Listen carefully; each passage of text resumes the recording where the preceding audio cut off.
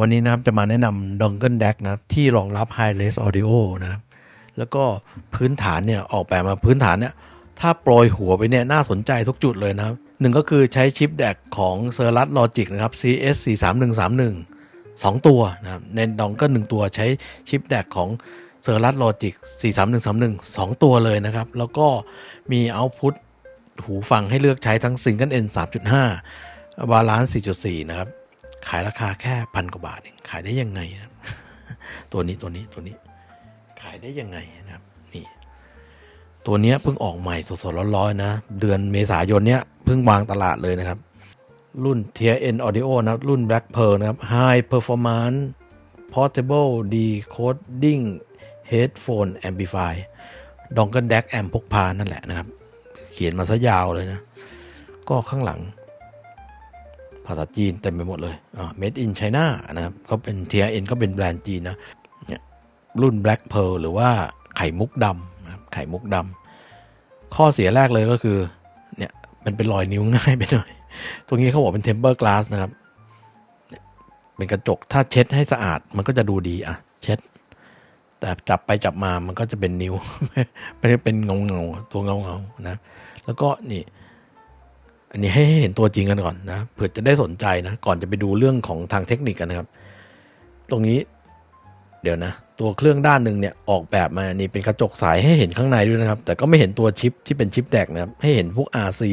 นะครับซึ่งก็ไม่รู้ให้เห็นไปทำไมเหมือนกันนะครับนี่ก็เป็นกระจกนะเนี่ยเป็นกระจกนะมันดีอย่างตรงมันเงานะแต่เวลาถ่ายรูปยากแล้วก็เนี่ยจับไปจับมาก็ขึ้นลายนิ้วมือแล้วนะครับประมาณนี้นะครับเนี่ยตัวนี้ท่านผู้ชมเป็นชิปแดก Input เป็น USB นะเห็นไหม USB-C นะครับแล้วก็เนี่ย Output หูฟัง 3.5 Single End 4.4 Balance ปกติเนี่ยสเปคเนี่ยช่องเนี้ยเคยมาแนะนำแล้วหลายรุ่นเลยนะครับช่องเนี้ยเคยมาแนะนำ DAC Dongle ที่เป็นสเปคเนี้ยตัวแรกตัวนี้ Tempotech Sonata BHD Pro นะครับตัวนี้ 2,000 กว่าบาทนะครับตัวนี้ก็เป็นตัวนี้ผมว่าถูกแล้วนะตอนนั้นที่ผมมาแนะนำผมตื่นเต้นมากเลยโอ้โหตัวนี้เป็น43131 2ตัวเลยดับเบิลเลยนะครับแล้วก็เนี่ยพอมันดับเบิลปุ๊บมันก็มีบาลานซ์เอาท์พุตให้มีซิงเกิลเอนด์เอาท์พุตให้ตัวนี้ก็มีวอลลุ่มคอนโทรลที่ตัวมันด้วยอะไรเงี้ยนะครับแต่ตัวนี้ไม่มีดิสเพลย์ไม่มีหน้าจอแต่มีไฟบอกสถานะsample rate อะไรยังไงแล้วก็มี input เป็น USB Type C ตัวเนี้ย 2,000 กว่าบาทซึ่งตอนนั้นที่ผมเคยแนะนำท่านผู้ชมไปผมว่าโหมันคุ้มค่ามากแล้ว 2,000 กว่าบาทได้แดกชิปคู่แล้วนะครับนะอีกตัวหนึ่งนี่ครับ Force Audio DS2 2024 จำได้ไหมตัวนี้ถูกลงไปอีกตัวนี้เหลือที่เมื่อกี้ Tempotech เนี่ยอยู่ที่ 2,000 กลางๆนะ 2,007 นะครับตัวนี้ทำไมถึง 2,007 เพราะตัวนี้มันมี MQA renderer ด้วยตัวนี้ถอด MQA ได้ด้วยนะครับแต่มาในยุคที่ผู้คนไม่ได้สนใจ MQA แล้วเนี่ย Force Audio เขาก็นำเสนอตัวนี้มานะ Force Audio DS2 เนี่ยมี2เวอร์ชันนะครับมี DS2 เวอร์ชันก่อนหน้านี้แล้วก็มี DS2 เวอร์ชันที่อัปเดตเป็นปีรุ่นปี 2024 คือตัวนี้นะครับก่อนหน้านี้ถ้าเป็น DS2 รุ่นเดิมนะครับนะของ Force เนี่ยจะใช้ ESS 9018 นะครับ Q2M ของ ESS แต่รุ่นปี 2024 ใช้ Cirrus Logic 43131 2 ตัวนะครับมี Output ทั้ง Single End ทั้ง Balance นะครับแล้วก็มี Volume Control ที่ตัวมันด้วยนะครับท่านผู้ชมบางคนอาจจะคิดว่าโอ้ยใช้ชิปแดกตัวเดียวกันโหราคาก็ใกล้ๆกันเสียงเหมือนกันว่าใครที่รู้จักเสียงของ2ยี่ห้อเนี่ยของ2รุ่นนี้จะทราบดีว่าเสียงของ2รุ่นนี้ไม่เหมือนกันเลยนะครับเสียงของ2รุ่นนี้ไม่เหมือนกันเลยนะครับตัวเนี้ย2ตัวเนี้ยราคาเฉลี่ยอยู่ที่ 2,000 กลางๆล่าสุด TRN บอกว่าชิปแดก2ตัวเหมือนกันมีเอาพุททั้งคู่เหมือนกันขายอยู่ 1,300เดี๋ยวจะหาว่าผมพูดไปเองเนี่ยดูราคาต่างประเทศนะครับท่านผู้ชม เดี๋ยวจะหาว่าคุณเอ็มโมเมราคาขึ้นมาเองเปล่าพี่เอ็มราคาโมเมราคาขึ้นมาเองหรือเปล่าอ่ะลองดูนะเนี่ยดูราคาใน AliExpress TN ขายเองนะ1,286 บาทลองดูราคาใน Shopee สิใครที่ไม่อยากรอสั่งจากต่างประเทศนะครับก็เนี่ยซื้อจาก TN Direct Store ในไทยเนี่ย1,300นี่ยังรวมคูปองนะไม่รู้มีคูปองส่วนลดหรือเปล่านะเนี่ยราคาก่อยตัวเนี้ยนะ TRN Black Pearl นะครับเป็นยังไงมีจริงมีอยู่จริงแดกชิปคู่แล้วไม่ใช่แดกไก่กาใช่ไหมใครที่ตามพวกวงการดองเกิลแดกพวกแดกพกพามาจะรู้ว่า43131เนี่ยอยู่ในแดกหลายๆตัวนะอยู่ในแดกดีๆหลายตัวนะไม่ได้ใช้ชิปแบบว่ามัลติมีเดียใช่ไหมไม่ใช้ชิปแบบโนเนมนะ43131ใช้ชิปคู่เลยนะครับเดี๋ยวเราไปดูสเปคคร่าวๆนะครับไปดูสเปคคร่าวๆของตัว TRN Black Pearl นะไปทำความรู้จักเบื้องต้นก่อนที่จะไปดูรายละเอียดอื่นๆนะครับหรือว่าไปดูตัวจริงเมื่อกี้ผมแอบให้ดูตัวจริงไปแล้วเดี๋ยวไปดูสเปคพื้นฐานตรงนี้เราจะไปเร็วๆนะอันไหนไม่สำคัญจะพาสไปเร็วๆเลยนะครับไปดูกันก่อนชื่อรุ่นนะครับ TRN เป็นยี่ห้อนะ TRN Black Pearl Portable Hi-Fi Digital Audio Decoder ก่อนอื่นเลยเนี่ย DAC ใช้ Dual Chip นะครับ CS43131 2 ตัว Cirrus Logic นะครับแล้วตรงนี้เขาบอกว่า Support Recording ด้วยคือไอชิปที่เป็นภาค Input นะครับชิปที่เป็นภาค Input รับสัญญาณจาก USB เขาใช้ชิปตัวนี้ครับ CB5100 ผมไปเปิดสเปคดูไอ CB5100 เนี่ยเป็นชิปที่เป็น Audio Interface นะครับไอชิป CB5100 เนี่ยมันมี A2D ด้วยนั่นหมายความว่ามันสามารถรับไมโครโฟนย้อนกลับเข้าไปในระบบได้พูดง่ายว่าไอ้ดองเกิลตัวเนี้ยนะครับผมว่าเป็นหนึ่งในดองเกิลไม่กี่ตัวที่รองรับไมโครโฟนนะครับ ที่ผ่านมันเนี่ยถ้าเป็นพวกแดกพกพาเนี่ยถ้าเป็นรุ่นที่จะรับไมโครโฟนนะครับหมายถึงว่ารับไมโครโฟนจากสายหูฟังของเราได้เนี่ยส่วนมากมันจะต้องเป็นชิปมันจะต้องเป็นตัวชิปแดกที่มันรองรับไมโครโฟนในตัวเช่น9281อะไรเงี้ยที่อยู่ในที่อยู่ในสอหรูเซเทล่าครับจำได้ไหมไอตัวนั้นA2D มันอยู่ในชิปเลยก็คือต้องเป็นชิปแดกที่รับไมค์ได้นะครับส่วนคนเวลาพวกแดกดองเกิลส่วนใหญ่ที่ใช้43131ส่วนใหญ่จะรองรับไมค์ไม่ได้นะลองไปดูได้เลยนะครับแต่ตัวนี้เนี่ยเนื่องจากเขาไอภาค Input ที่รับสัญญาณ USB เข้ามาเขาใช้ CB5100 ไอชิปตัวนี้มันรับไมโครโฟนได้ครับพอมันรับไมโครโฟนได้ปุ๊บมันก็เลยทำให้ตัวนี้เป็นดองเกิลแดกพกพาที่รับไมโครโฟนย้อนกลับเข้าไปในระบบได้หมายความว่าถ้าคุณในระหว่างที่คุณเสียบใช้งานกับโทรศัพท์มือถือแล้วมีโทรศัพท์เข้ามาเนี่ยแล้วถ้าหูฟังคุณเป็นหูฟังที่มีไมโครโฟนนะครับคุณใช้ไมโครโฟนของหูฟังคุยผ่านแดกตัวเนี้ยคุยย้อนกลับไปในระบบเวลาคุณสนทนาโทรศัพท์ได้เลยหรืออะไรอย่างเงี้ยนะครับหรือว่าถ้าคุณเสียบคอมพิวเตอร์เนี่ยคุณก็ใช้ไมโครโฟนที่อยู่ในตัวหูฟังคุณคุยย้อนกลับไปในระบบได้อะไรเงี้ยจะใช้ประชุมเวลาสัมมนาออนไลน์ประชุมออนไลน์ก็ได้ใช้ไมค์หูฟังสายของคุณที่มีไมโครโฟนนะครับหรือว่าแคสเกมนะก็ใช้ผ่านแดกตัวนี้ได้เลยนะครับผ่านดองเกิลตัวนี้ได้เลยด้วยความสามารถของไอชิปตัวนี้ครับ CB5100 นะครับแล้วก็ไอชิปตัวเดียวกันนี้นะครับ CB5100 เนี่ยมันมาพร้อมกับฟีเจอร์ปรับ EQ ได้นะปรับ EQ ได้8แบนด์แต่ต้องปรับผ่านแอปนะครับเดี๋ยวมาคุยกันในรายละเอียดนะครับผมก็ไม่ได้ใช้งานในส่วนนี้เพราะเวลาผมฟังพวกนี้ผมไม่ปรับเสียงอยู่แล้วนะครับแต่จะมาเล่าให้ฟังว่า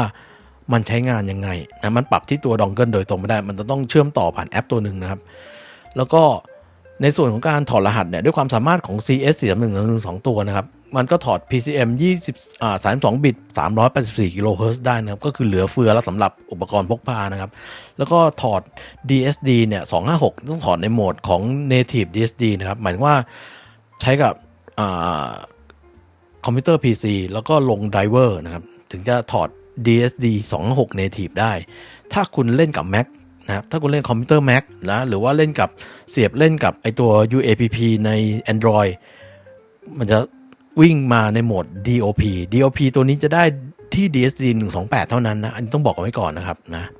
ตัวนี้ถ้าเป็นโหมด DOP จะได้128นะครับเห็นไหมในรายละเอียดเขาจะบอกนะใช้ DAC Dual Chip นะครับเนี่ย Support PCM นี่นั่นบอกไปแล้วนะ Support Recording นะครับตัวนี้เอาไมโครโฟนย้อนกลับไปที่ตัวมันได้นะครับมีปุ่ม Control Multifunction นะครับปุ่มหนึ่งเอาไว้เล่นเอาไว้หยุดนะแล้วก็เป็นปุ่มปรับเสียงที่ตัวมันนะครับนี่ไอ้8 Band EQ ที่บอกเนี่ยมันต้องเล่นผ่านแอปชื่อ Walk Play นะครับต้องเล่นผ่านแอปชื่อ Walk Play นะครับเท่าที่ผมดูมันเป็นแอปใน Android นะตัวนี้เนี่ยไม่มีหน้าจอดิสเพลย์ที่เป็นตัวเลขอะไรเหมือนพวก DAC ระดับ 5,000 บาทขึ้นไปนะ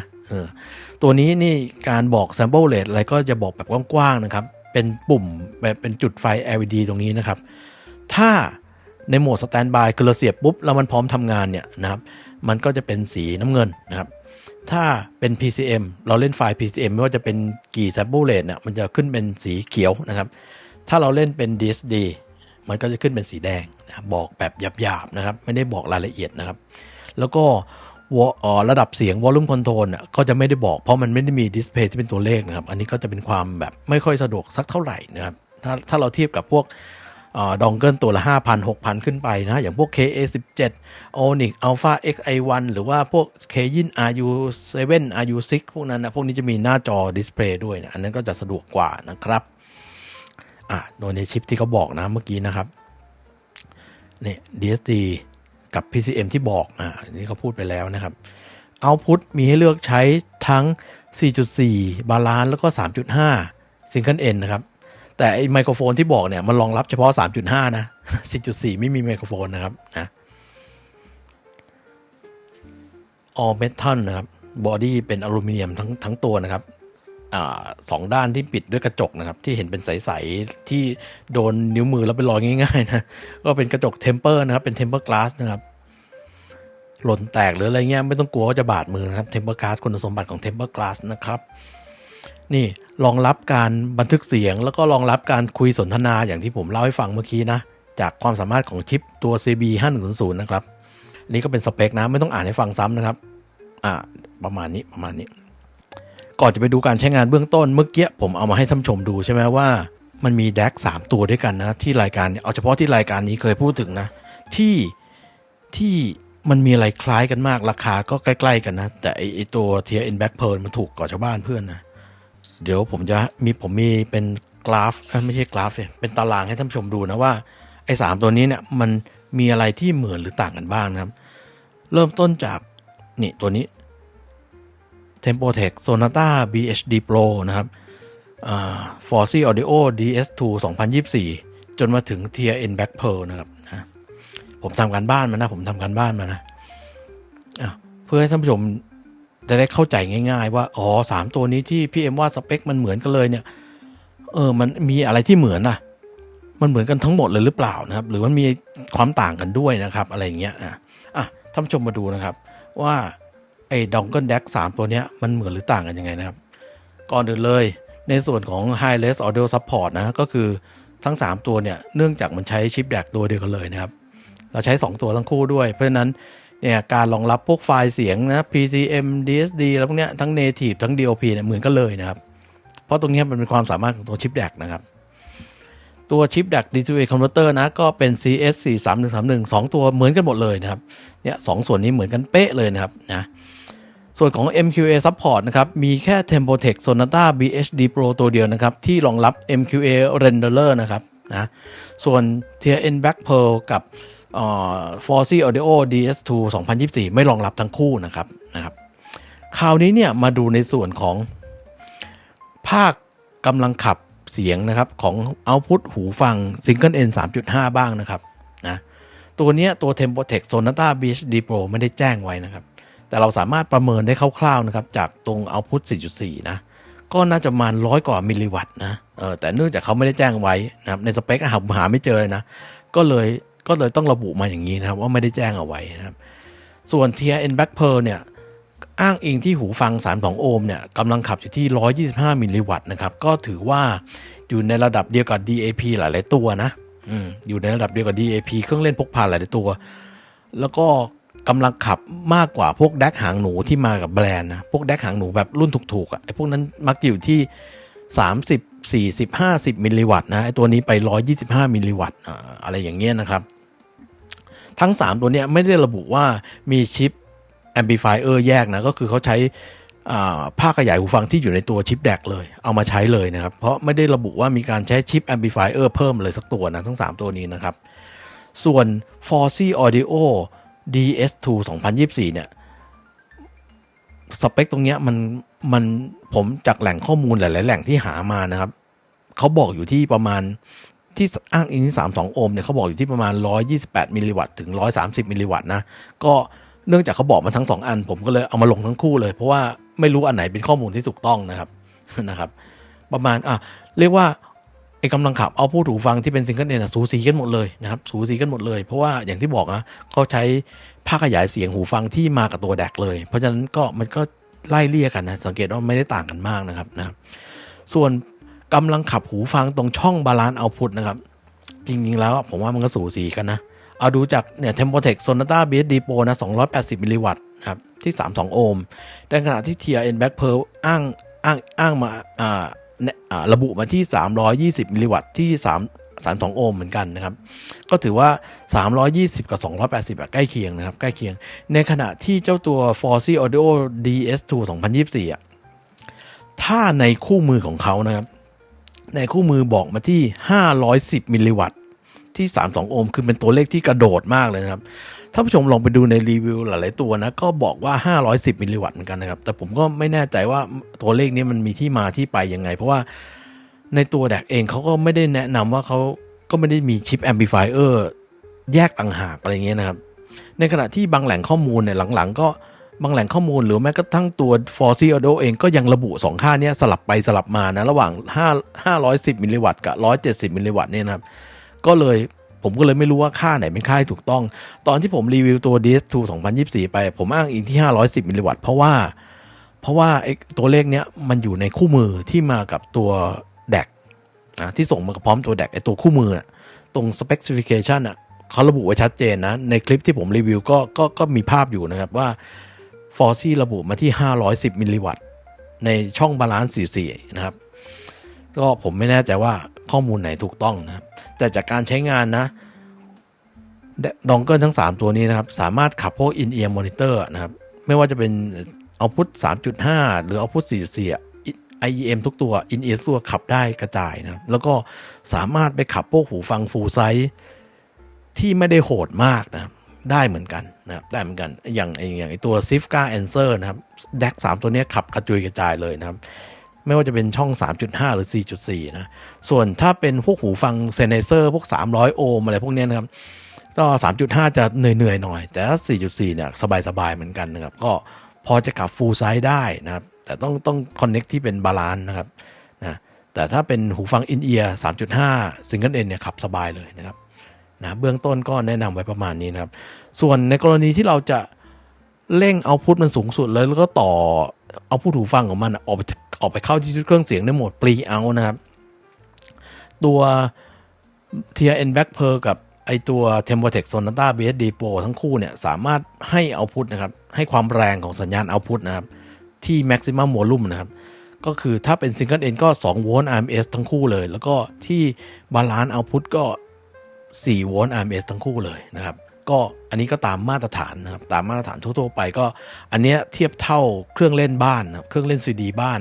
2โวลต์กับ2โวลต์ที่ Single End กับ4โวลต์ที่บาลานซ์นี้ก็เทียบเท่าเครื่องเล่นบ้านเลยส่วนไอ้ตัว Force Audio DS2 ไม่ได้แจ้งสเปคตรงนี้เอาไว้นะครับก็ผมก็เลยลงว่าไม่ได้แจ้งเอาไว้นะครับนะคราวนี้มาดูว่ารายละเอียดอื่นๆของไอ้เจ้า3ตัวนี้มีอะไรที่เป็นฟังก์ชันพิเศษบ้างนะครับก็อย่างที่บอกไปแล้วเมื่อกี้นะครับตัว Force DS2 ก็ไม่ได้มีอะไรพิเศษไปกว่าที่ตัวมันเห็นอยู่ปรากฏอยู่นะครับก็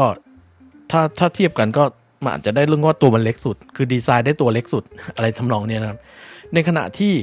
ตัว Tempotec ชัดเจนเลยมันมี MQA Renderer คือมันรองรับการถอดรหัส MQA อย่างเป็นทางการด้วยนะครับถ้าคุณเข้าไปในเว็บ MQA เนี่ยมีชื่อของ Sonata BSD Pro อยู่นะครับคือไม่ได้ทำกันมั่วๆนะอีกจุดหนึ่งก็คือไอตัว Tempotec เนี่ยเขาคุยว่าไอ้ตรงภาครับ input เนี่ยนะครับเขาใช้ชิป FPGA มาทำงานนะครับ ใช้ Field Programmable Gate Array มาเป็นชิปรับสัญญาณ USB input นะครับแล้วก็ใช้ตัว oscillator วงจรสร้างคล็อกระดับ femtosecond นะครับก็คือความละเอียดของสัญญาณคล็อกเขาเนี่ยระดับ femtosecond ซึ่งไอสเปค femto เนี่ยมันอยู่ในเครื่องเล่นบ้านแพงๆนะซึ่ง Tempotech เขาคุยว่าเขาใช้คล็อกระดับ femtosecond นะครับอะไรเนี่ยทำนองนี้จะคุยว่าจิตเตอร์ต่ำอะไรเงี้ยนะครับในขณะที่ Black Pearl ก็ไปทางเรื่องของการใช้งานก็คือใช้ชิปเนี่ย CB5100 USB Audio Bridge ชิปนะครับก็ข้อดีของการใช้ชิปตัวนี้คือทำให้ดองเกิลตัวนี้รองรับไมโครโฟนนะครับแล้วก็ปรับ EQ ได้8แบนด์นะครับมาถึงเรื่องสุดท้ายที่ไอตัว Black Pearl เด่นกับเพื่อนนะครับเห็นไหมราคาเนี่ยอยู่ที่ 1,200 ไม่เกิน 1,300 1,200 1,300 แถวๆนี้นะครับส่วน DS2 ของ Forsy เนี่ยก็อยู่ที่ไล่ขึ้นลงบวกลบอยู่ที่ 2,000 บาทนะในขณะที่ Tempotech Sonata BSD Pro อยู่ที่ประมาณ 2,000 กลางๆนะครับประมาณนี้นะครับนี่คือความเหมือนและความต่างของดองเกิล3ตัวที่ใช้ชิปแดกคู่ตัวเดียวกันนะครับแต่ก็ท่านผู้ชมจะเห็นว่ามันมีรายละเอียดเล็กๆน้อยๆที่ทำให้ดองเกิล3ตัวเนี้ยมันมีความแตกต่างกันอยู่ด้วยเช่นกันนะครับประมาณนี้นะครับเท่าที่ฟังคร่าวๆนะเดี๋ยวเล่าให้ฟังว่าถ้าผมฟังคร่าวๆนะ3ตัวเนี้ย Tempotech Sonata เสียงจะแตกต่างจากเพื่อนนิดหน่อยเสียงมันจะออกไปโทนนุ่มนะครับในขณะที่ Black Pearl กับตัว DS2 เนี่ยมันจะออกไปโทนชัดๆแต่ทั้ง3ตัวเนี่ยถ้าถามผมนะผมว่าถ้าเราพูดถึง DAC Dongle ในระดับราคาเนี้ยนะครับดีหมดดีทั้ง3ตัวเลยนะครับดีทั้ง3ตัวเลยแต่ว่ามันจะมีคาแรคเตอร์บางอย่างนะครับมันจะมีบุคลิกบางอย่างที่คนที่ชอบนุ่มๆหน่อยก็อาจจะชอบ Tempotech Sonata BSD Pro มากกว่าเพราะมันจะมีคาแรคเตอร์ติดเนื้อนุ่มนิดนึงนะครับแต่ก็ไม่ได้ว่าจนเทียบพวกแดกแพงๆได้นะในเลนเนี่ยในเลนไม่เกิน 3,000 บาทเนี่ยนะครับ Tempotech จะฟังซอฟต์กว่าเพื่อนนิดนึงนะครับส่วนกำลังขับก็จากตัวเลขที่เห็นก็ใกล้กันมากไม่ได้ต่างกันมากนะครับในขณะที่ตัว Black Pearl กับ DS2 ของ Forsy เนี่ยเสียงจะไปในโทนใกล้ๆกันคือมีรายละเอียดดีเสียงกว้างนะไอ้พวกชิปแดกคู่เนี่ยไม่ต้องห่วงเสียงกว้างทุกตัวเพราะว่ามันแยกแดกตัวหนึ่งที่มี2 channel อ่ะเขาเอาไปใช้ข้างหนึ่งเลยเป็นบาลานซ์นะเป็นวงจรบาลานซ์ใช้ channel หนึ่งเลยอาจจะเป็นตัวนึง channel ขวาตัวนึง channel ซ้ายเพราะฉะนั้นเรื่อง channel separate อ่ะสำหรับพวกชิปแดกคู่จะไม่ต้องห่วงละเสียงมันจะกว้างมันจะไม่ได้อุดอู้เหมือนพวกชิปแดกถูกๆอะไรเงี้ยนะครับอันนี้ก็เป็นจุดเด่นที่พบได้ทั้ง3ตัวเลยในขณะที่ถ้าเอาฟังซอฟต์ๆหน่อยก็ไป Tempotech นะหรือว่าคนที่ต้องการ MQA ให้มันถอด MQA ได้ก็ไป Tempotech แต่ถ้าคนที่ไม่สนใจ MQA แล้วก็ไม่ได้สนใจเสียงว่าจะต้องซอฟเป็นหลักอะไรเงี้ยก็เลือกได้ทั้ง Black Pearl ทั้ง Forsy Audio แล้วแต่ชอบนะบางคนก็พี่ครับคือที่มาของการที่เอาตัว Black Pearl มาแนะนำท่านผู้ชมหลายครั้งเวลาผมแนะนำหูฟังที่คุณภาพดีหน่อยอย่าง Truth Ear Zero Red อะไรเงี้ยหรือว่าพวกไอตัว Sifka Tray อะไรพวกนี้ไปเนี่ยหูฟังที่มันอยู่ในระดับไม่ถูกไม่แพงนะครับแล้วมีคนถามผมว่าพี่เอ็มครับผมจะซื้อหูฟังพวกนี้แล้วไปใช้กับหางหนูแบบ JA11 ผมก็มักจะบอกว่าใช้ได้นะครับแต่ว่ามันจะทำให้หูฟังพวกนี้มันไปไม่สุดนะครับมันไปไม่สุดคุณอาจจะต้องหาพวกดองเกิลคือพวกอย่างเงี้ยพวกแดกที่เป็นแดกเนี่ยคือใหญ่กว่าแดกหางหนูนะครับเพื่อที่จะทำให้หูฟังที่อยู่ในระดับราคา1,000ปลายถึง 2,000 กลางๆมันออกมาได้เต็มที่มากขึ้นที่ผ่านมาก็ถ้าคุณยังไม่มีไอเดียผมก็แนะนำไปนู่นเลย FiiO KA17 นะแต่บางคนโหพี่ไปนู่นเลยนะจาก390พี่แนะนำ 5,000 เลยอะไรเงี้ยก็ถ้าใครยังงบไม่ถึงก็เนี่ยก่อนหน้านี้ผมก็จะแนะนำ2ตัวนี้คือไปที่ 2,000 ก่อนก็ได้นะครับแต่ตอนนี้มันมีอีก1ตัวเลือกขึ้นมาแทรกแล้วให้คุณตัดสินใจได้ง่ายขึ้นคือจากหางหนูที่นึกออกไหมใช้ชิปแดกราคาถูกๆอย่าง JA11 เนี้ยหรือว่ากำลังน้อยๆตัวนั้นนะกำลังน้อยแล้วก็มีเอาท์พุตแค่มีเอาท์พุต 3.5 อย่างเดียวนะครับคือแทบจะเล่นอะไรไม่ได้เลยนะหรือว่าแม้กระทั่งขึ้นมา KA11 ของ FiiO ที่พันต้นๆมันก็ยังมีแค่ 3.5 เหมือนกันแล้วก็ใช้ชิปตัวเดียวใช้แดกตัวเดียวก็ถ้าคุณจะขยับไปเนี่ยก็น่าสนใจอยู่นะครับราคาพันต้นๆเหมือนกันมีเอาท์พุตบาลานซ์ 4.4 นะครับแล้วก็มีกำลังขับมากกว่าทำให้คุณแบบเล่นได้หลากหลายขึ้นนะหรือเผื่อคุณจะไปเล่นฟูลไซส์ระดับกลางๆด้วยก็ ตัวนี้ก็ขับได้สบายๆนะจะไปขับพวกอะไรไฮไฟแมนเดว่าที่เป็นหูฟังสายอ่ะไอตัวนี้ขับได้แน่นอนสบายฉลุยเลยนะครับคือมันเป็นอีกก้าวหนึ่งนะสำหรับคนที่จะค่อยๆเดินแล้วกันแต่ถ้าคุณแบบว่าถ้าคนที่ต้องการแบบก้าวกระโดดเลยพี่ผมเล่นหางหนูแล้วพี่แบบผมไม่อยากเปลี่ยนบ่อยๆผมอยากเปลี่ยนทีเดียวเลยคุณขยับไปพวกนี้นะเนี่ยขยับไปFio KA17 หรือว่าตัวเนี้ย Onyx Alpha i1 ขยับไปพวกนี้เลยคุณก็จะกระโดดโป๊ะขึ้นไปอีกจุดหนึ่งเลยคือถ้าคุณใช้ KA17 หรือว่า Alpha i1 เนี่ยอีกนานคุณก่อนจะได้เปลี่ยนมันนะครับแต่โหพี่เอาแบบขยับนิดหน่อยได้ไหมก็นี่1,000 กว่าบาทหรือเนี่ย2,000 กว่าบาทแล้วแต่ชอบลองเลือกดูนะลองเลือกดูว่าจะเอาตัวไหนนะครับอันบ็อกแบบไม่ได้อันบ็อกให้ดูว่ามีอะไรบ้างนะกล่องมาอย่างนี้กล่องก็ไม่ต้องมีอะไรเยอะนะครับมีเท่าที่ใช้1,000 กว่าบาทจะเอาอะไรมากมาย นะครับนี่ข้อเสียของไอ้กล่องที่เป็นฝาเนี่ยมันจะเปิดยากมันฟิตมากเลยแบบหนึ่งนะ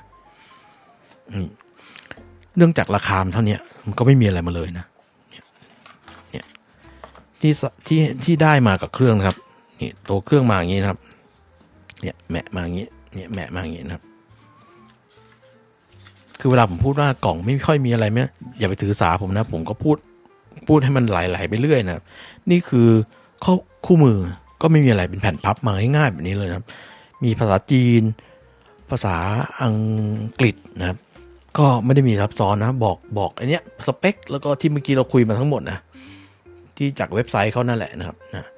แต่เดี๋ยวมีประเด็นนิดหน่อยผมแอบเห็นว่าใน Shopee อ่ะมียูเซอร์บางคนที่ซื้อไปแล้วเขาบอกว่าฟังก์ชันบางอันของปุ่มเนี่ยนะครับอย่างเงี้ยที่บอกว่าฟังก์ชันบางอันเนี่ยอย่างปุ่ม M แล้วก็คือปุ่มไอ้มัลติหมายถึงว่าปุ่มที่กด play pause เวลาเรากดเล่นแล้วมันกดเล่นกดหยุดได้เนี่ยนะครับเขาบอกว่าเนี่ยถ้าดับเบิลคลิกมันจะเลื่อนแท็กไปข้างหน้าถ้าทริปเปิลคลิกมันจะเลื่อนแท็กย้อนหลังก็คล้ายๆปุ่มที่อยู่บนรีโมทของหูฟังนะครับที่แบบกด play pause ได้ถ้ากด2 ครั้งเลื่อนแท็กไปข้างหน้ากด3 ครั้งเลื่อนแท็กมาข้างหลังเวลาใช้กับสมาร์ทโฟนนะหรือว่าปุ่มเนี้ยปุ่มวอลลุ่มบวกลบนะถ้ากดสั้นๆมันก็จะเป็นขึ้นวอลลุ่มทีละสเต็ปแต่ถ้าเรากดยาวๆมันก็จะบวกยาวๆเป็นวอลลุ่มแบบกดแล้วไหลยาวๆเนี่ยมีคนมาคอมเมนต์นะเป็นยูเซอร์รีวิวใน Shopee อ่ะเขาบอกว่าเนี่ยอย่างไอ้ข้างบนเนี่ยที่เขาบอกกด2 ครั้งกด3 ครั้งเขาบอกมันใช้ไม่ได้อาจจะเป็นเพราะเฟิร์มแวร์ยังมีบั๊กอยู่หรือเปล่านะครับเดี๋ยวผมจะมาลองกับท่านผู้ชมสดๆตรงนี้ว่าได้หรือเปล่านะครับแล้วก็อันเนี้ยกดปุ่มวอลลุ่มบวกยาวๆเนี่ยกดค้างแล้วมันบวกยาวๆเลยหรือลบยาวๆเลยอ่ะเขาก็คอมเมนต์ว่ามันใช้ไม่ได้นะครับเขาก็เดาว่ามันอาจจะเป็นบั๊กของระบบหรือเปล่าเดี๋ยววันนี้เราจะมาลองกันนะครับเดี๋ยววันนี้เราจะมาลองกันว่ามันเป็นบั๊กอย่างนั้นจริงหรือเปล่านะครับนี่คืออุปกรณ์ที่มากับมันอันนี้สายตัวนี้อุตส่าห์ราคาขนาดนี้อุตส่าห์ให้สายมาด้วยเส้นหนึ่งนะครับนี่สายก็หน้าตาไม่เลวนะแต่สุดท้ายแล้วเนี่ยผมแนะนำให้เปลี่ยนอยู่ดีนะถ้าใครไม่มีงบใช้ไปก่อนนะไม่ได้เสียหายอะไรไม่ได้ผิดไม่ได้บาปอะไรนะครับตำรวจไม่จับด้วยนะครับใช้ไปก่อนใช้ได้แต่ถ้ามีโอกาสมีสตางค์จะเปลี่ยนเพื่ออนาคตไปเลยว่าอีกหน่อยเราเปลี่ยนแดกที่ดีขึ้นไปเลยแล้วก็ยังใช้สายได้อยู่ก็นี่แนะนำตัวเดียวที่ผมแนะนำคือ DD Hi-Fi TC09 นะครับคุณจะเลือกแบบสั้นๆคืบเดียวหรือเลือกแบบ50 เซนตัวนี้ก็ได้นะครับแล้วแต่สะดวกนะครับนะเพราะฉะนั้นไอ้ตัวนี้ผมลองแล้วนะครับพอใช้ได้แต่เสียงสู้นี่ไม่ได้ก็วันนี้เดี๋ยวจะต่อตัวนี้ให้ฟังกันแล้วกันนะครับไอ้ตัวนี้พอใช้ได้นะครับแล้วก็ดูดีด้วยดูดีกว่าสายแถมของหลายๆยี่ห้อด้วยซ้ำนะครับนะแต่ดองเกิลบางตัวอย่างเงี้ยอย่าง Tempotech นะครับแพงกว่ามันต้องเยอะสายแถม Tempotech สู้ไอ้ตัวนี้หน้าตาหรือความแข็งแรงสู้ไอ้ตัวนี้ไม่ได้นะสู้ Black Pearl ไม่ได้นะครับอันนี้ผมบอกจากความรู้สึกผมนะครับ Black Pearl สายแถมดีกว่านะครับสายแถมคุณภาพดีกว่าเดี๋ยวเก็บของเข้ากล่องกันแล้วเดี๋ยวเราจะไปต่อฟังกันนะเมื่อกี้ผมพูดเรื่องว่าเวลาเราฟังผ่านหูฟังอะไรไปแล้วใช่ไหมก็เบื้องต้นเนี่ยอย่างที่ผมบอกนะถ้าเป็นแดกระดับเดียวกันเนี้ยมันมีดีมีเสียมันไม่ได้ทิ้งกันมากนะถึงแม้ว่าผมจะบอกว่า Tempotech เนี่ยเสียงซอฟสุดแต่มันก็ไม่สามารถใช้คำว่า better นะครับไม่สามารถใช้คำว่าโอ้โหดีกว่าแบบก้าวกระโดดเลยคือเสียงมันไล่เลี่ยกันนะครับ3ตัวเนี้ยเสียงมันไล่เลี่ยกันมากมันไม่ได้แบบหูทิ้งกันขาดนะครับ อย่างที่บอกถ้าจะทิ้งกันขาดจริงต้องไปเลเวลนี้เนี่ยอันเนี้ยขาดเลยนะครับถ้าคุณขยับจากกลุ่มเนี้ยนะครับกลุ่มกลุ่มกลุ่มไม่เกิน 2,000 บาทกลุ่มแบบไม่เกิน 2,000ไม่เกิน 2,500นะครับถ้าคุณขยับจากกลุ่มเนี้ยไปกลุ่มเนี้ยนะครับจริงๆตัวเนี้ยคุ้มมากนะโอนิกตัวเนี้ยไม่ได้แพงมากเลยนะจูนเสียงมาดีมากๆหรือว่าเนี่ยภายนี้เลยแบบโหเขาเรียกว่าตัวตึงในงบต่ำหมื่นผมใช้คำว่าต่ำหมื่นราคามัน 5,000 กว่าบาทเอง K17 นะจำกันได้ไหมครับ FiiO K17 คือมันเป็นแดกดองเกิลราคา 5,000 ที่มันชนระดับหมื่นหนึ่งได้นะครับใครที่คิดว่าอยากขยับแบบเห็นเลยนะจะเอาดีกว่านี้พี่ไปนี่ก็ไปนี่เลยนะเข้าไปนี่หรือสูงกว่านี้ไปเลยถ้าคุณวนๆอยู่แถวนี้ก็ได้อย่างเสียอย่างได้อย่างเสียอย่างไปนะครับแต่วันนี้ที่เอาแค่นี้มาแนะนำเพราะว่ามันใช้ชิปแดกเบอร์เดียวกันเท่านั้นเองนะครับอีกสิ่งหนึ่งนะครับที่ตัว Black Pearl เนี่ยนะครับแตกต่างไปจากเพื่อนอีก2ตัวก็คือนะครับเพื่อนอีก2ตัวเนี่ยเวลาผมเสียบ USB เข้าไปปุ๊บเนี่ยมันจะออนขึ้นมาทันทีนะครับแต่ไอ้เจ้า Black Pearl เนี่ยผมเสียบ USB เข้าไปแล้วเนี่ยนะครับไฟ LED มันอยู่ข้างนี้นะถ้าคุณสังเกตว่าเนี่ยผมเสียบไฟเข้าไปแล้วเนี่ยมันก็ยังไม่ออนนะเนี่ยตัวนี้ก็ไม่ดีเทคอะไรทั้งสิ้นนะครับเนี่ยมันยังไม่ออนนะคือสาเหตุที่มันยังไม่ออนเป็นเพราะว่าไอชิปที่มันรับไมโครโฟนได้ของมันนี่แหละนะครับนะท่านผู้ชมไปสังเกตนะไอพวกชิปแดกหางหนูแดกดองเกิลที่มันรับไมโครโฟนได้นะครับเดี๋ยวผมตั้งดิสเพย์ตรงนี้ให้มันออนค้างนานๆก่อน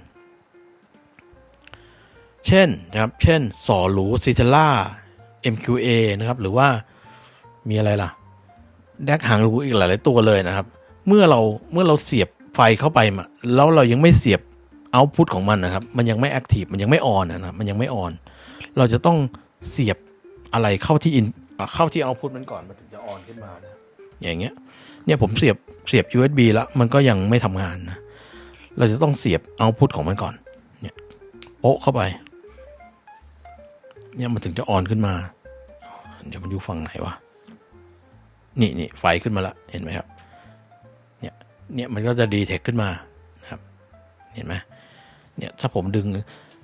คือมันเป็นแดกประเภทที่ต้องเสียบเอาต์พุตอะมันถึงจะออนนะครับเห็นไหมพอผมปิดเอาต์พุตพอผมดึงสายเอาต์พุตออกมันก็ไม่ออนนะครับนะก็อันนี้ให้รู้ไว้นะไม่ใช่โอ้พี่เอ็มครับผมซื้อมาแล้วพอเสียบปุ๊บมันทำไมไม่ติดครับพี่ทำไมผมหาแดกในคอมพิวเตอร์ไม่เจอทำไมผมหาแดกในมือถือไม่เจอครับทำไมไม่เล่นคุณต้องเสียบเอาต์พุตก่อนอย่าลืมนะครับ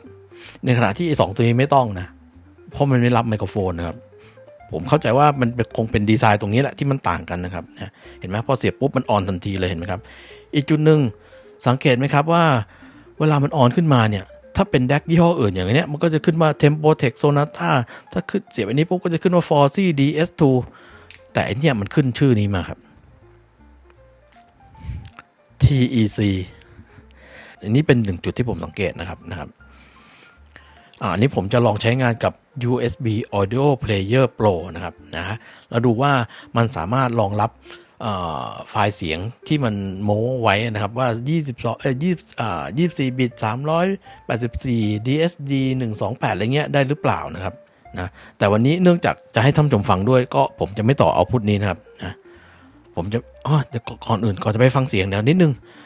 ตัวเนี้ยผมบอกว่ามันรองรับไมโครโฟนได้ใช่ไหมนะครับเดี๋ยวผมจะเสียบให้ท่านผู้ชมดูผมจะหาหูฟังที่มีไมโครโฟนมานะครับในที่นี้คือ FiiO JD10 นะครับ FiiO JD10 อันนี้เคยรีวิวไปแล้วนะหูฟังราคา300 กว่าบาทเองเสียงดีมากๆนะครับราคาประหยัดด้วยตัวนี้เนี่ยที่ผมเอามาใช้ในวันนี้เพราะว่ามันมีไมโครโฟนในสายนะครับนี่มีไมโครโฟนเดี๋ยวผมจะลองฟังก์ชันที่บอกว่ามันมีไมโครโฟนนะครับก่อนจะไปเรื่องเสียงเพลงนะลองดูฟังก์ชันว่ามันเสียบแล้วมีไมโครโฟนมันดีเทคไมโครโฟนได้จริงหรือเปล่านะครับนะก่อนอื่นเลยเราไปที่แอปอื่นนะครับแอปอะไรที่จะบอกได้ว่ามันมีไมโครโฟนจริงๆนะครับไปที่แอปกล้องนะครับในมือถือของ Samsung S22 Ultra เนี่ยหรือว่า Samsung Galaxy S Galaxy รุ่นบนๆนะครับหลายๆตัวเนี่ยในโหมดกล้องที่เป็นกล้องแบบโปรนะครับโปรวิดีโอเนี่ยถ้าเราเสียบไมค์นอกมันจะขึ้นมาเลยนะมันจะขึ้นมาบอกเลยว่าตัวนี้เสียบไมค์นอกแล้วนะครับอย่างเช่นนี่นะครับผมเสียบนะครับโป๊ะเข้าไป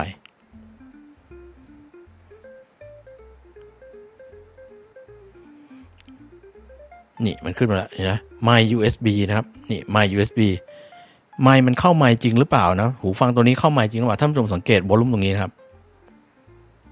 เดี๋ยวผมจะเงียบนะเดี๋ยวผมจะเอามือปัดๆตรงนี้นะครับ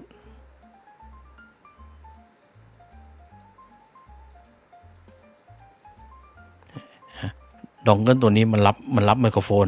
มันเป็นดองเกิลแดกที่รับไมโครโฟนได้จริงนะครับเนี่ยผมจะเงียบแล้วผมจะตีที่ไมโครโฟนนี้นะครับท่านผู้ชมลองดูอินดิเคเตอร์ที่นี่นะ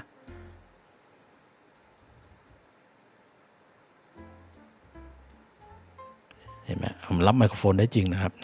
นี่คือใน Android นะเดี๋ยวลองมาดูใน iOS บ้างสินะครับใน iOS บ้าง iOS ก็ได้เหมือนกันนะครับตัวนี้เป็น iPhone 16 Pro Max นะรับทาง USB แล้วนะครับเสียบเข้าไปนะครับเดี๋ยวผมเปิดแอปที่เป็น Record ก่อนนะครับนี่แอป Microphone Memo นะครับ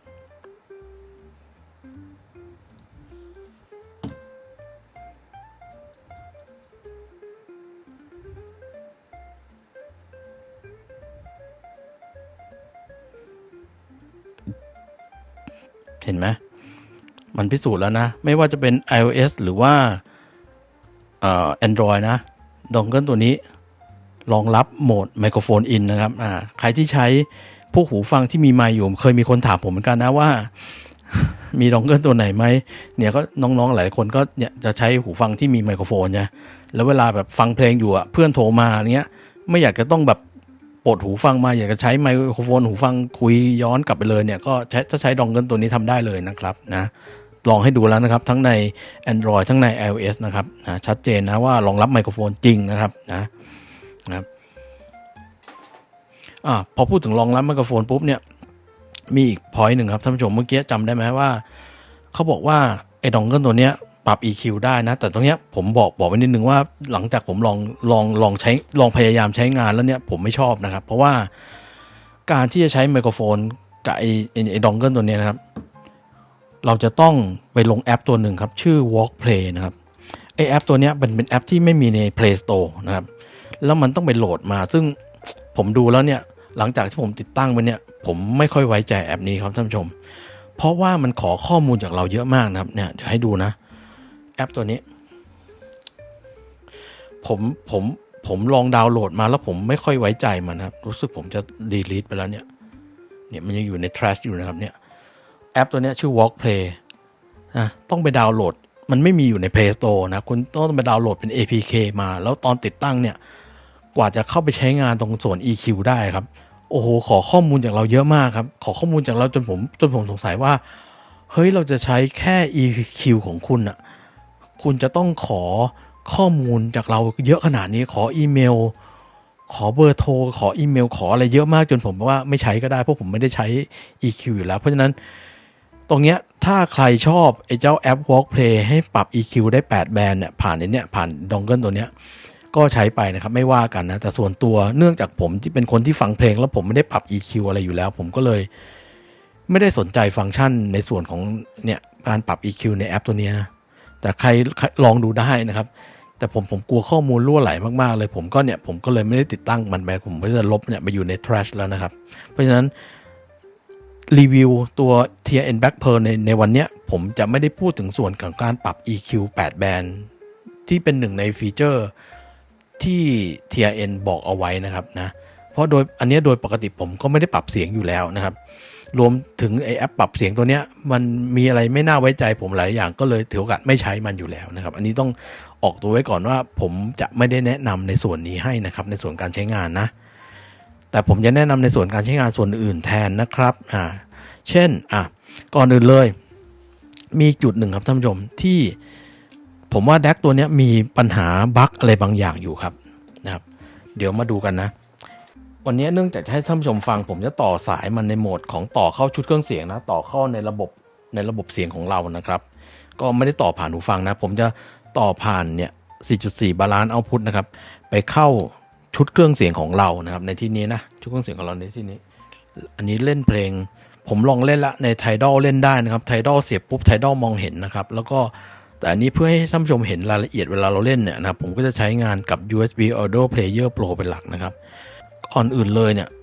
ถ้าเราเสียบใช้งานทั่วไปนะ กับแอปที่ไม่ได้เน้นว่าจะต้องเป็น native DSD อะไรนะอย่างเช่นผมเสียบเข้าไปปุ๊บแล้วผมจะใช้งานกับพวกแอปที่เป็น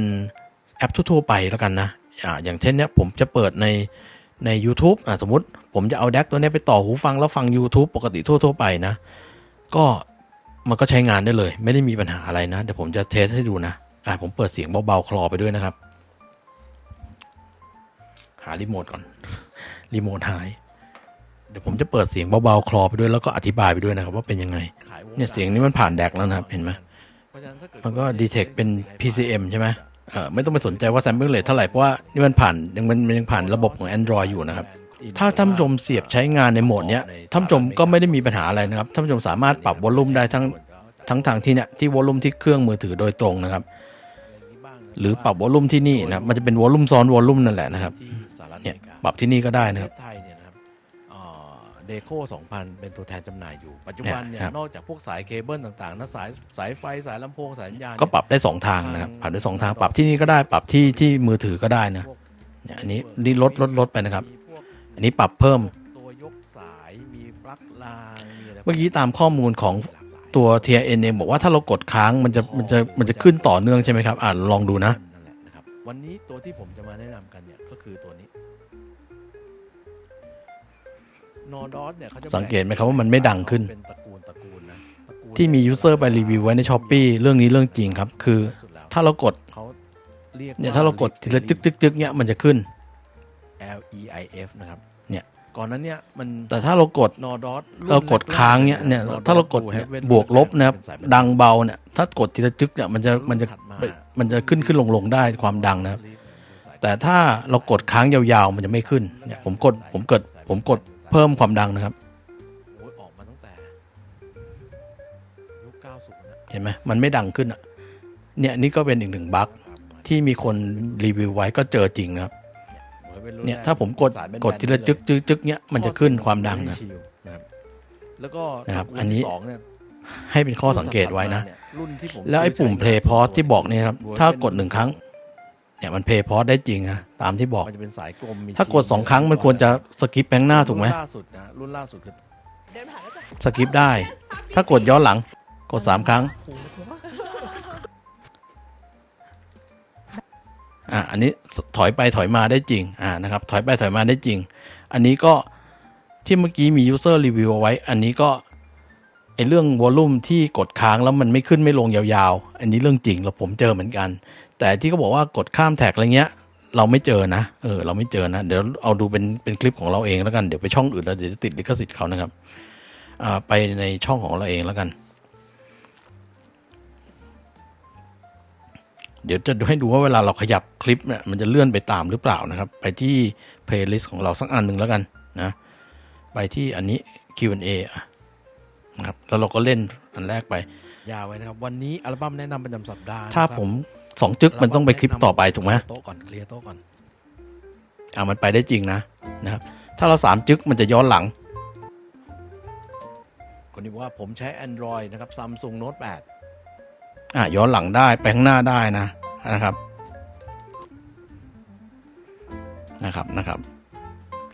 ก็อย่างที่บอกมันจะมีบั๊กอยู่ไอ้ตรงปุ่มคอนโทรลพวกนี้นะครับ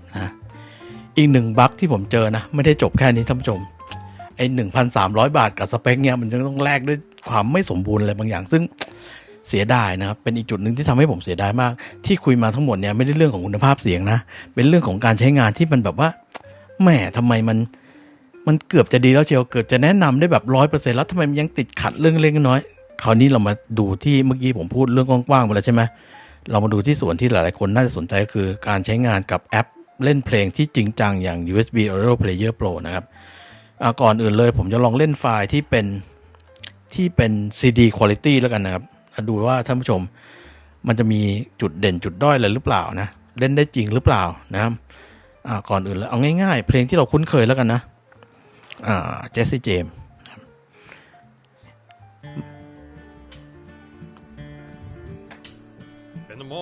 สังเกตว่ามันก็เล่นได้ปกติถูกไหมเนี่ยครับเนี่ย His face showed the misery of too many miles, and he groaned when he tried to dismount. town folks come running. คือเวลาผมต่อเล่นพวกนี้นะครับ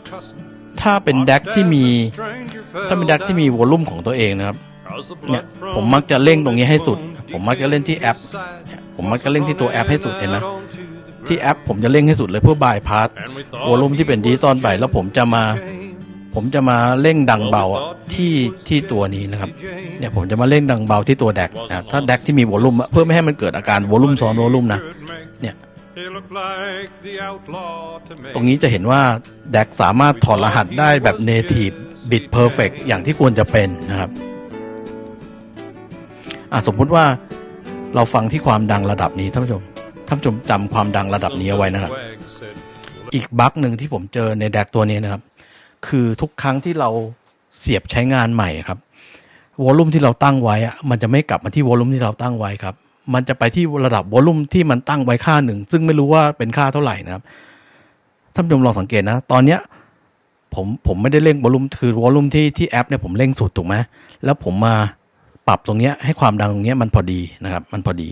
ตรงเนี้ยไม่ว่าจะใช้หูฟังก็เป็นแบบนี้นะท่านผู้ชมลองฟังความดังนะว่าตอนนี้เราฟังดังประมาณนี้นะครับ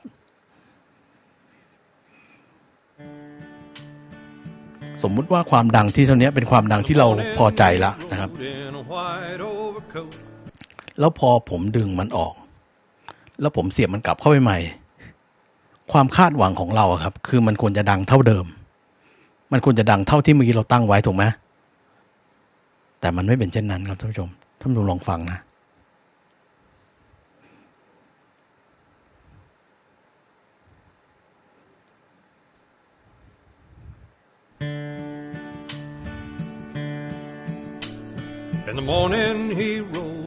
เห็นไหมมันดังขึ้นเยอะเลยนะลองอีกทีนะเผื่อจะไม่ชัดนะ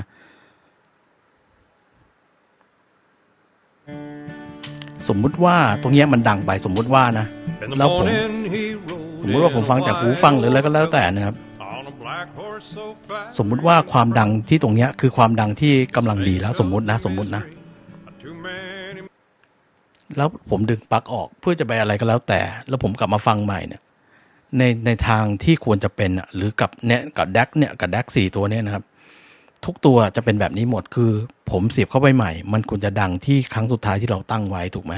แต่ตัวนี้ไม่ใช่ครับมันจะกลับไปที่ความดังระดับหนึ่งซึ่งไม่ใช่แม็กซิมัมด้วยนะผมงงมากเลยมันคืออะไรนะครับมันจะกลับไปที่ความดังระดับหนึ่งนะครับ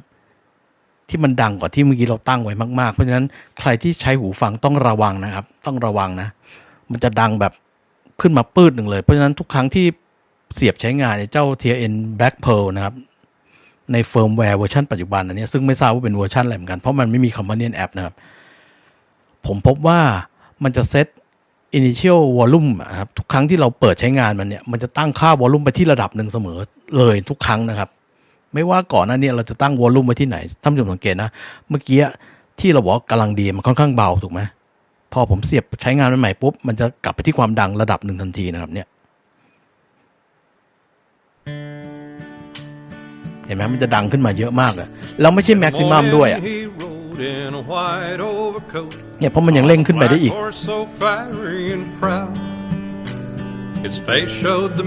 คือตอนแรกผมคิดว่าทุกครั้งที่เปิดมามันจะเร่งไปที่แม็กหมดไม่ใช่เหมือนกับมันเร่งไปที่แบบ70-80นะครับของวอลลุ่มมันทั้งที่เมื่อกี้เราอาจจะตั้งไว้ที่40หรืออะไรเงี้ยซึ่งบางครั้งกับหูฟังบางตัวนะครับกับเวลาเราใช้งานกับหูฟังบางตัวมันจะดังเกินไปครับตอนแรกผมตกใจเลยนะซึ่งเนี่ยแดกทุกตัวที่ผมเล่นมาเนี่ยโดยเฉพาะแดกที่มีวอลลุ่มคอนโทรลทั้งหมดเนี่ยอย่างเงี้ยนะครับหรืออย่างเงี้ยมันจะไม่เป็นนะอย่างผมยกตัวอย่างง่ายๆผมเปลี่ยนนะเนี่ยเดี๋ยวผมจะทำให้ดูว่าตัวอื่นเป็นยังไงไอ้ตัวนี้เป็นยังไงนะครับเนี่ยผมเสียบ Tempotech Sonata BSD Pro นะแล้วเดี๋ยวผมจะตั้งความดังไว้ประมาณนึงนะแล้วผมกลับมาเล่นใหม่จะสังเกตว่าทุกครั้งที่ผมเสียบเข้าไปมันจะตั้งวอลลุ่มไว้ที่ค่าเดิมตลอดนะครับซึ่งตอนนี้ผมไม่รู้ว่ามันตั้งไว้ที่ไหนผมเบาก่อนแล้วกันนะ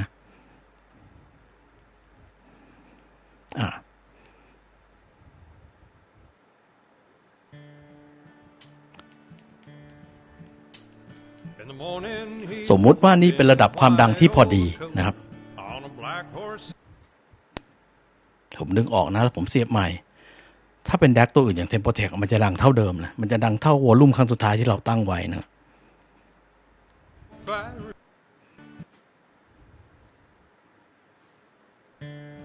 เห็นไหมแต่ที่ N Black Pearl ไม่ใช่อะเพราะฉะนั้นถ้าเราฟังไว้ดังประมาณหนึ่งอะกับหูฟังของเราเนี่ยนะโดยเฉพาะหูฟังที่มันไวๆอะที่เราตั้งไว้ความดังอาจจะ 40-50% อะแล้วเราแค่กลับมาเสียบใช้ใหม่โดยที่เรายังไม่ได้ปรับอะไรเลยมันจะดังพรวดขึ้นไปเลยนะซึ่งโอ้โหเจอครั้งแรกมันตกใจเลยนะเห็นไหมแดกตัวอื่นมันจะตั้งค่าไว้ที่เท่าเดิมนะครับหรืออย่างเนี้ยผมทำให้ดูซึ่งอันนี้เป็นอีกจุดหนึ่งที่ผมว่าแปลกนะแล้วก็ไม่ควรจะเป็นแบบนี้นะครับอันนี้ไม่ได้เกิดเฉพาะตอนที่เราเสียบใช้งานกับไอตัวมือถืออย่างเดียวนะครับ Android iOS หรือว่าในคอมพิวเตอร์เป็นหมดอาการเดียวกันหมดเลยนะครับอาการเดียวกันหมดเลยนะครับอันนี้ก็บอกไว้ว่าให้ระวังนะให้ระวังกันนะส่วนเรื่องอย่างที่บอกเรื่อง sound quality อะไรมันไม่ได้มีปัญหาเลยนะอย่างเนี้ยผมจะเร่งให้สุดแล้วเดี๋ยวผมจะไปปรับที่ preamp เอานะครับก็เป็นแบ็คดองเกิลตัวหนึ่งที่เสียงดีในงบนี้นะครับเนี่ยปรับวอลลุ่มที่ปีลงก็เมื่อกี้เป็นอะไรแปลกๆนะครับเป็นบั๊กนั่นแหละที่ให้ระวังกันไว้นะครับเสียบคอมก็เป็นนะตอนนี้ดังสุดของมันละแล้วไปปรับที่ปรีเอานะ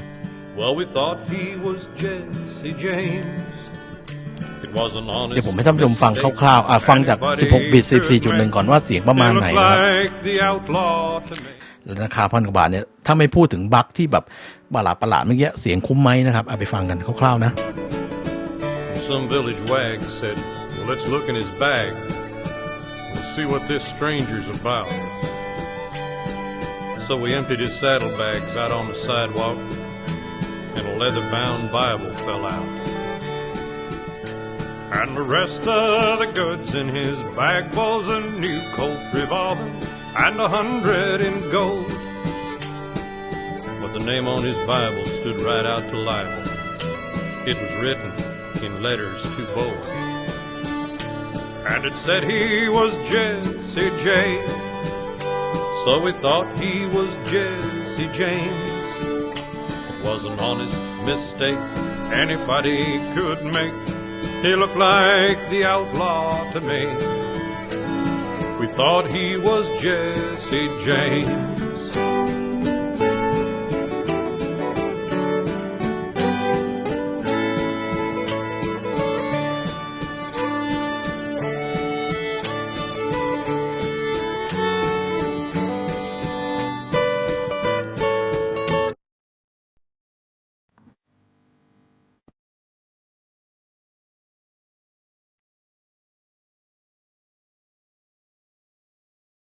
ให้ลองฟัง CD Quality เพลงไทยบ้างนะครับ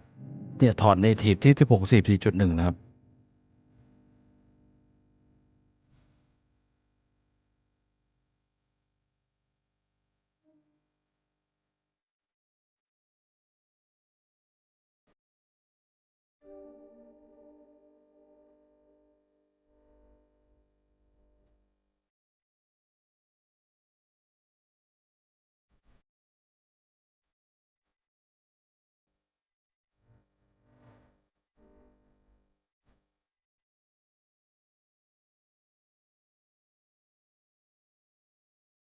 เอาเท่านี้ก่อนเดี๋ยวมดขึ้นหู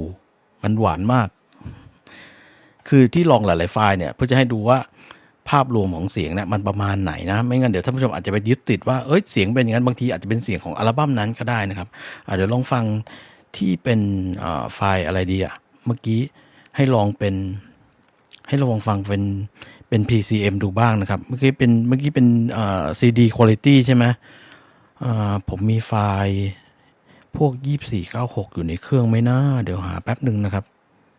สตรีมมาจากไอ้ระบบเน็ตเวิร์กนะครับModern Cool อันนี้เป็นไฟล์2496นะ PCM 2496นะครับลองดูว่าไอ้เครื่องเล่นตัวเนี้ยมันถอด Native ได้หรือเปล่านะครับ For company I like lots of MTV. You know เนี่ยตัว DAC Tier N Black Pearl เนี่ยเล่น Native 2496นะครับนะถอด Native 2496ได้อย่างที่ควรจะเป็นนะครับเห็นไหมที่ตัว UAPP มันบอกชัดเจนนะครับตรงนี้ก็เป็น PCM เป็นสีเขียวนะครับเห็นไหม we couldn't get much จะลองแค่นี้แหละลองว่ามันฟังก์ชันมันทำงานได้ของมันจริงๆนะ ลองไปดูที่อันนี้เป็นไฟล์24 บิต 352.8 นะครับ ดูว่า TIN Black Pearl ตัวเนี้ยมันถอด native ได้จริงอย่างที่สเปคมันบอกไว้หรือเปล่านะครับ Shall we dance ถอด native นะ on a bright cloud of เห็นไหม Shall we fly แต่มันเป็น PCM ก็ยังขึ้นสีเขียวอยู่เห็นไหม Shall นะครับ we ประมาณนี้นะครับ เสียงมันก็ดีนะ เมื่อเทียบกับราคา 1,300 นะ ให้ฟังเต็มๆอีกทีนะmean goodbye or perchance when the last little star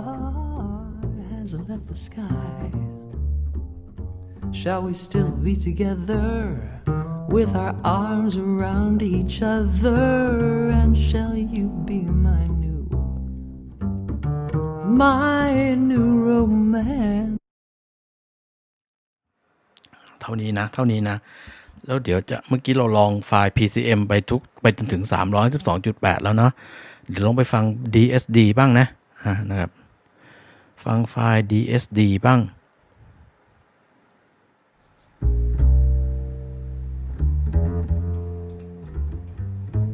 ให้ดูว่านี่